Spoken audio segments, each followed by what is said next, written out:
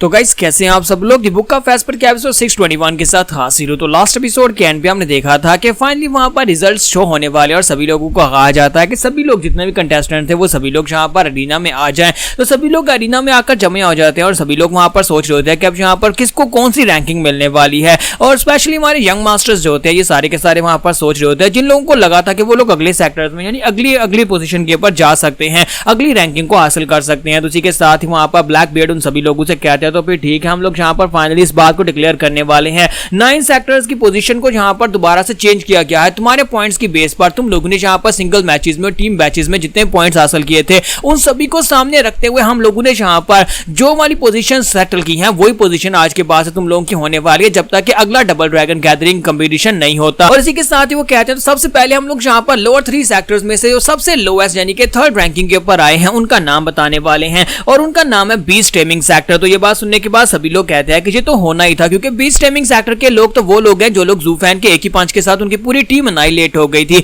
और उसके बाद उन्हें कोई भी मैच खेलने का मौका नहीं मिला क्योंकि उनके पास टीम ही नहीं थी। तो यहाँ पर ये बात हमें पहले से पता था कि वो सबसे लो पर ही आने वाले हैं। फिर साथ ही वो उनसे कहते हैं कि अब हम लोग यहाँ पर मिडिल 3 सेक्टर के सबसे लास्ट के ऊपर यानी 3rd पोजीशन के बारे में बताने वाले हैं कि 3rd पोजीशन किसके पास है। तो ब्लैक बियर्ड एल्डर वहां पर डीमन सोल सेक्टर का नाम लेते हैं। तो डीमन सोल सेक्टर के लड़के ये बात सुनते ही काफी ज्यादा उदास हो जाते हैं और कहते हैं कि हम लोग इस बार के कंपटीशन में अपने आप को ऊपर वाली रैंकिंग में पहुंचाना चाहते थे, लेकिन अफसोस कि हम लोग अपनी रैंकिंग से पीछे होकर डिमोट हो गए हैं। लगता है कि वापस जाने के बाद फादर हमें जान से मार डालेंगे। फादर तो ये बात सुनते ही बहुत ज्यादा गुस्सा होने वाले हैं, जबकि इवन ट्रेलिंग सेक्टर का यंग मास्टर वहां पर सोच रहा होता है कि अगर यहाँ पर देखा जाए तो मिडिल 3 सेक्टर्स की बॉटम में हमारा नाम नहीं आया तो फिर हमारा नाम कहां पर आने वाला है। क्या हमारा नाम यहाँ पर मिडिल 3 सेक्टर्स के 2nd नंबर पर आने वाला है। उम्मीद करता हूं कि हम लोग यहाँ पर लोअर 3 सेक्टर में ना पहुंच जाएं। तो इसी के साथ ही ब्लैक बियर्ड कहते हैं कि अब मैं यहाँ पर टॉप 3 सेक्टर्स यानी सुपीरियर 3 सेक्टर्स में से जो सबसे लास्ट के ऊपर है उस सेक्टर का नाम बताने वाला हूं और वो स्वर्ड गार्ड सेक्टर है। तो स्वर्ड गार्ड सेक्टर के लड़के इस बात से बहुत ज्यादा खुश हो जाते हैं क्योंकि वो यहाँ पर मिडिल से डायरेक्टली सुपीरियर में पहुंच गए हैं, तो इस बात से वो खुशी होंगे।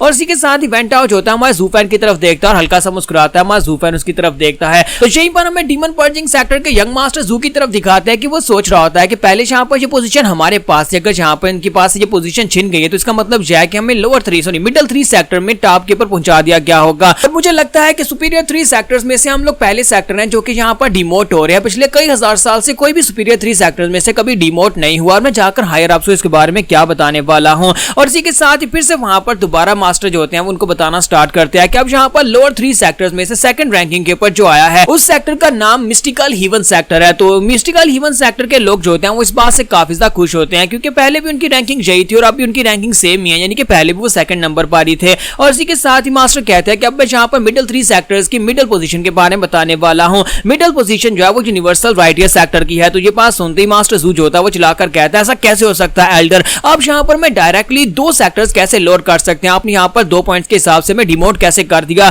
तो ये बात सुनने के बाद ब्लैक बियर्ड उसे कहता है कि ये तुम्हें अपने आप से पूछना चाहिए ना कि तुमने यहाँ पर अपना दिमाग यूज किया था। तुम्हें नहीं लगता कि अगर तुम्हारे पास दिमाग नहीं है तो फिर अपना दिमाग यूज नहीं करना चाहिए। तुमने क्या किया, तुमने यहाँ पर सुपीरियर 3 सेक्टर्स में से जब तुम्हारा मुकाबला यहाँ पर वो किंग और उसकी टीम के साथ हुआ तब तुमने यहाँ पर जानबूझकर अपनी स्ट्रेंथ को बचाने के लिए उनसे ठीक से फाइट नहीं की और हार मान ली। दूसरी तरफ जब तुम्हारा सामना हीलियन फ्लेमिंग सेक्टर के साथ हुआ तब भी तुमने यहाँ पर अपनी स्ट्रेंथ को बचाने की कोशिश की ताकि तुम यहाँ पर डीमन स्कीमिंग सेक्टर से फाइट कर सको और तुमने अपनी सारी जी जान सिर्फ और सिर्फ डीमन स्कीमिंग सेक्टर के साथ फाइट करने में लगा दी, जिसकी वजह से तुम्हें यहाँ पर काफी सारा नुकसान पहुंचा और तुम्हारे पॉइंट्स कम हो गए और यहाँ पर डीमन स्कीमिंग सेक्टर से हारने पर तुम्हारे पॉइंट्स और ज्यादा कम हो गए थे। ये बात सुनने के बाद ज़ू वहीं पर गिर जाता और कहता है कि मुझे क्या पता था कि यहाँ पर मैं इस तरह करूंगा, तो मैं तो यहाँ पर सिर्फ और सिर्फ राइटियसनेस के लिए काम कर रहा था कि हम लोग यहाँ पर कभी भी किसी डिमोनिक सेक्टर को आगे नहीं आने देंगे और मुझे क्या पता था कि यहाँ पर इससे मेरे इतने सारे पॉइंट्स कम होने वाले हैं। मास्टर बाइम्यू से कहते हैं कि जब तुम यहाँ पर किसी दूसरे के लिए गड़ा खोते हो तो तुम्हें यहाँ पर खुद भी उसके बारे में देखना चाहिए कि तुम खुद भी उसके अंदर गिर सकते हो। तुमने यहाँ पर खुद से गलती की थी,